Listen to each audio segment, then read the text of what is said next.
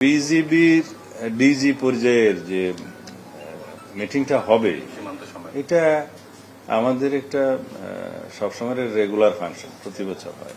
একবার এই সাইডে হয়, আরেকবার ওই সাইডে হয়।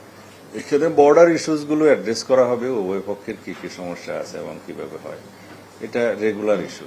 এখানে সংশ্লিষ্ট সব বিষয়গুলো উত্থাপিত হবে। আমাদের এখনো সবচেয়ে বেশি কনসার্ন যেটা আমাদের বর্ডার ক্লিয়ার, একটা পর্যায়ে বলছে যে আমাদের এটা শুনবে এবং এটা কোনোভাবে আপনারা এটাকে তফাৎ করবেন না, খুব শক্তভাবে বলছে।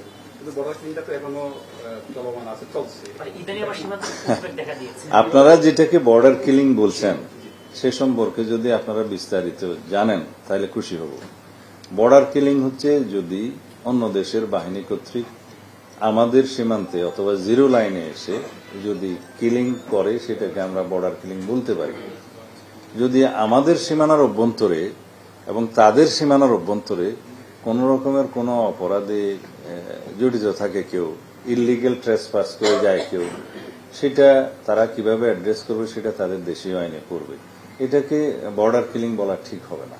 আচ্ছা, মাননীয় মন্ত্রী, একটা বিষয় যে বর্ডারের ব্যাপারে, এই যে পশ্চিমবঙ্গে নতুন বিজেপি সরকার আসার পরে দেখা যাচ্ছে বর্ডার এলাকায় বিপুল সংখ্যক বাংলাদেশি নাম করে তাদেরকে বর্ডারে করা হচ্ছে এবং তাদেরকে পুশিং করা হবে।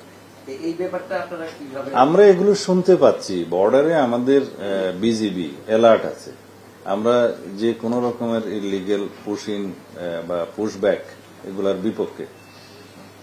কিন্তু যদি বাংলাদেশের কোনো সিটিজেন কোনো কারণে হোক যদি সেই দেশে যে থাকে, তাদের যদি ন্যাশনাল আইডি আইডেন্টিফিকেশন ভেরিফিকেশন করা হয়, আমরা এটাকে বলি যে ন্যাশনাল আইডি ভেরিফিকেশন করে যদি কেন্দ্রীয় সরকারের তরফ থেকে সেরকম কোনো তালিকা আমাদের পররাষ্ট্র মন্ত্রণালয়ে প্রেরণ করে, তারা সেটা আইনানুগভাবে রিপেট্রিয়েশন প্রসেসটা ফলো করবে। সেরকম কোনো বিষয় আমাদের কাছে এখনো পর্যন্ত পেন্ডিং নাই। যদি অতীতে পেন্ডিং থাকে সেটা অবশ্যই সেভাবে লিগেলি অ্যাড্রেস করা হবে।